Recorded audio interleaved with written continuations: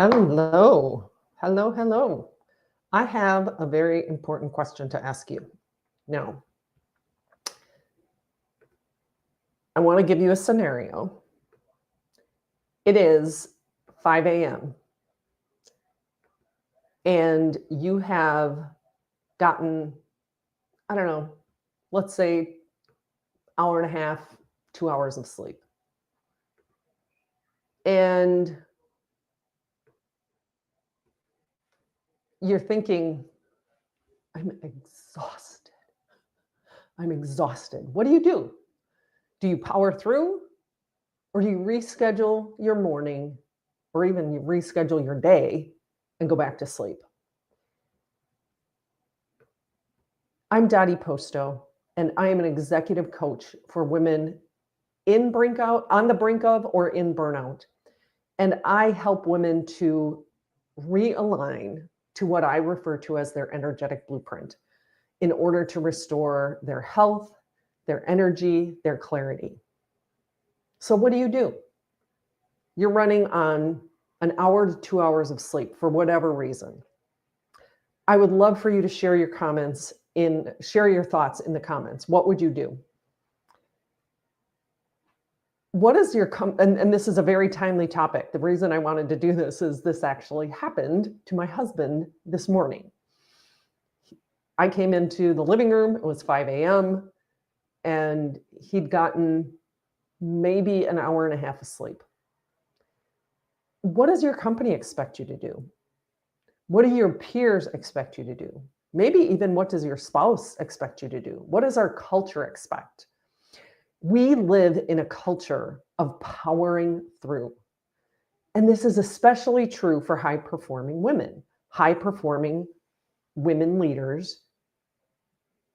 I'm curious if you get either subtle or overt kind of guilt around what they may refer to as sleeping in order to get the rest you need to be your most productive self, or changing your schedule. And we have this badge of honor, this societal badge of honor. I barely slept, but I really crushed it. You may have crushed it, but what else are you crushing in the meantime? What does that mindset cost you in the long term? Let's talk about actually what it does in the short term first. Your brain and your nervous system are not functioning at full capacity when you're running on an hour and a half to 2 hours of sleep. You're going to be foggy. Your decision-making is compromised. Your logic is compromised. Your focus is compromised. We do not have, on that little sleep, our prefrontal cortex, our thinking brain, is not at full capacity. Our amygdala, which is more of a part of our primitive brain, is more reactive. You're more likely to feel irritable, anxious, overwhelmed. You don't have the same level of capacity to respond to situations. You're going to default to reacting to situations. So you're more likely, the next thing that is kind of a midterm to long-term effect is your immune system. When we're operating on that little sleep, that impacts our immune system. It impacts our body's ability to fight anything. You're going to come down with a cold easier. You're going to come down with anything that's walking around the office. You also get over time, especially, which I think, it might not be 2 hours of sleep, but when you're running maybe consistently on 5 hours of sleep, even 6 hours of sleep, an adult human needs 7 to 9 hours of sleep on a regular basis in order to thrive, in order for our body to actually do the cycles that it needs to during the sleep cycle. During the sleep cycle, our cells repair themselves first, and then they reproduce. So when they're in that repair phase, if we're not giving enough time, they may not fully have the time to repair. Then when they reproduce, you're reproducing damaged cells. So now you have more and more and more and more damaged cells, which creates inflammation in the body. You're more likely with this little sleep to overeat, to crave sugar, to crave caffeine, to use caffeine as a way to power through. You're emotionally dysregulated, as we said. You do not have the capacity, your brain's ability to modulate and manage your emotional state is compromised when you have a lack of sleep. You're also just really more likely to perpetuate this burnout cycle if this becomes a regular habit. What should you do? Let's talk about the first option. First option is power through. When it's unavoidable, you have to get on a plane to get somewhere. You have an emergency meeting. There's non-negotiable meetings. It happens. See if you can set up mini rests throughout the day. Can you take 5 to 10 minute nervous system breaks where you have a micro nap, or you take a little bit more hydration, you do some breath work? And I can refer you to some different people. There's different breath work that actually really energizes you. The biggest thing is don't normalize this pattern. And ask yourself, is this a one-off situation? And 1 to 2 hours is probably a one-off, but is the 4 to 5 hours of sleep a regular thing? Is it part of a larger pattern? So that's option 1, power through. Just get up, get going, move through the day. The second option is to reschedule. Go back to sleep.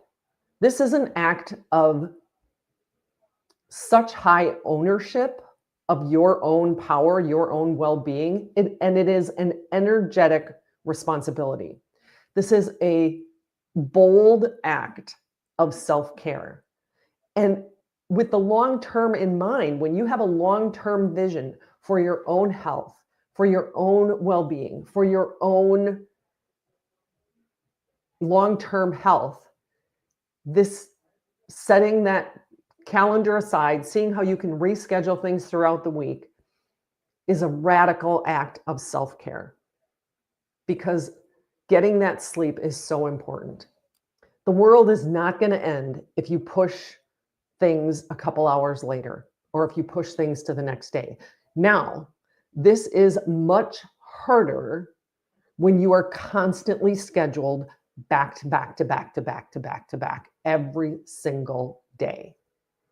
Now, that's a whole nother conversation, and maybe that's what we'll talk about next week, is how to get out of that habit of being scheduled back to back, so you have a little bit of flexibility. You are going to be, if you can push your calendar, if you can press pause, get a few more hours sleep, you're going to be more effective. You're going to be more present. You're going to be more sane, for crying out loud. And you'll be much more emotionally regulated. You won't be as reactive. You'll be less foggy. You'll be less apt to make rash decisions or poor decisions. You're showing yourself, you're showing your inner self, you're showing your most powerful self, I've got you. I've got your back. Now, I'm guessing that most of the time, if you have a team member, you would tell them, hey, go back to sleep. We've got you. And those are the kinds of things that you want to set up for yourself in your organizations, is who has your back in these situations. Is it parts of your members of your team? Is it your peers? Is it your boss? And first, you have to have your own back. Because if all you're doing is relying on others and you haven't set it up so that you actually have your own back, it's going to be very challenging to manage. Some things to take into consideration. If you're in the habit of powering through, your brain is going to want you to power through. Your brain wants to do what it's always done. It is a habitual organ. It wants to do what it's always done. Seek pleasure, avoid pain. Now, that you may say that powering through is not avoiding pain. It may be painful. And if that's what you've always done, it's going to look for ways to create those things you've always done. And maybe dig deeper. What is driving this decision to power through? Is it guilt? There's lots of ways to work around this. We need to figure out how to let the guilt go so that we're taking care of ourselves first before we're taking care of everyone else. Is it fear of judgment? Are you fear of being judged by your peers for not being in the office that morning? And that's something that I think you could set an example for in your organization. How can you be an example of what is possible in taking radical acts of self-care when your body is, obviously something is wrong if you didn't sleep until 3 a.m. Maybe you over-caffeinated the day before. That's always a possibility.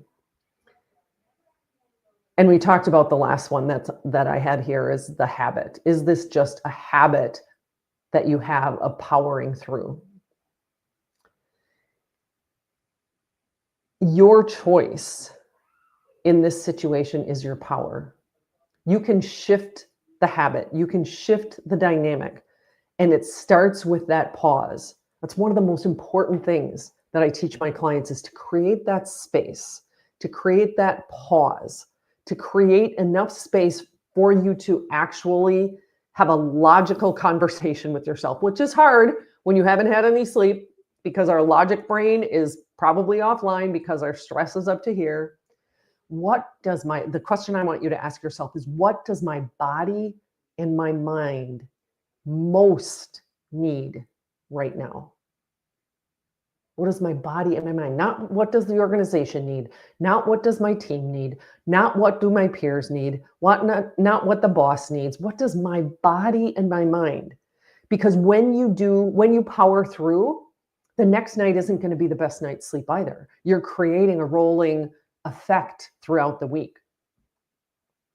This is how we begin to end burnout, by really tuning in to what does my body need right now? What does my mind need right now? Can you give yourself a radical act of self-care, a radical act of support, and realign? What do I need? That's realigning to your energetic blueprint, your unique needs, your unique wants, your unique preferences, your gifts, your talents. Your gifts and talents aren't going to be present at work when you're running on an hour and a half or 2 hours of sleep. Leadership starts with self-leadership. And self-leadership isn't about powering through no matter what. Powering through when you're not feeling good, powering through when you haven't had enough sleep, powering through when you've got family members who really need you and you're at work because, they need you, you think. Leadership starts with self-leadership, even when it's not convenient. So in this situation, you have a couple of choices. You're running on an hour and a half to 2 hours of sleep. Do you power through? Or do you pause and get more sleep? Do you press pause? Send a text, ask somebody to let others know, can't make it in until noon. I'm going to work remote, whatever you need to do. Choosing sleep isn't being lazy. Choosing sleep isn't being selfish. Choosing sleep is leadership. It's self-leadership. It's ensuring that you are bringing your best to your role, to your team, to your peers, to the organization.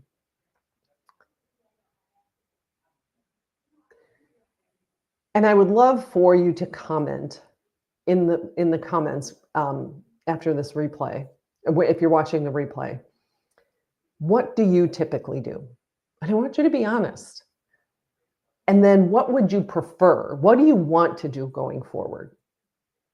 If this resonates, please share it with someone who you think could use this, and DM me or click the link in my profile, and let's set up a chat to see if we can help you return to your energetic blueprint and love your life, and be back in alignment and bring your best self every day. Be the example of what is possible. Have a great rest of your week.